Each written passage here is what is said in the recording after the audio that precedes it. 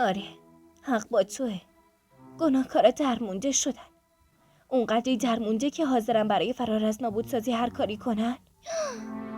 به این میگن بهترین موقعیت برای جذب گناهکارای بیشتر توی این هتل. ایده بدی نیست، ولی تو این شلوغی میخوای بری بیرون؟ خب اینجا جایی نیست که هر کی دلش خواست سرشو بندازه پایین بیاد تو.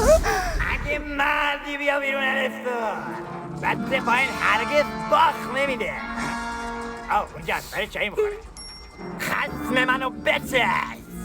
با شما؟ من کیم؟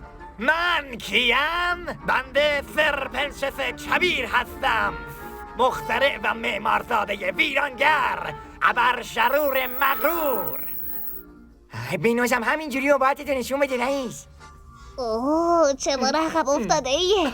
فرمایشات شما درسته اما به جا نمیارم. لابد هفته پیش عمم بهت حمله کرد. ممکنه. نبرد من و تو فعلا 20 بر شده. خب پس با این تفاصیل شما این کاره نیستی اجغم. خفت کاری میکنم از ترست بری تو خودت دیس کنی و بعد میکشم تا خانواده قدرتمند ویها بالاخره به نبوغ این جانب ایمان بیاورند. اوه حالا این ویها کیه؟ بی خیال این حرفا بشو.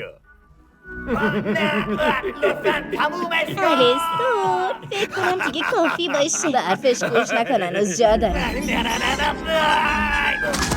متشکرم از شما برای فراموش کردن یه خاطره دیگه. قابلی نداشت اما بازی هنوز تموم نشده. خوشحالم. خوش بگذر. ای تو روحه. خب اینطور که بوش میاد باید یه سر تا خیاطی برم. خوش گذشت سلاطین. صبر کن کجا میری؟ آلستور کمک تو میخوایم، هنوز کارت تموم نشده. ما دیوار میخوایم. البته نباید بذارم پروژه جدیدم همینطوری خراب بشه. اون وقت حرف مردم رو چه کنیم؟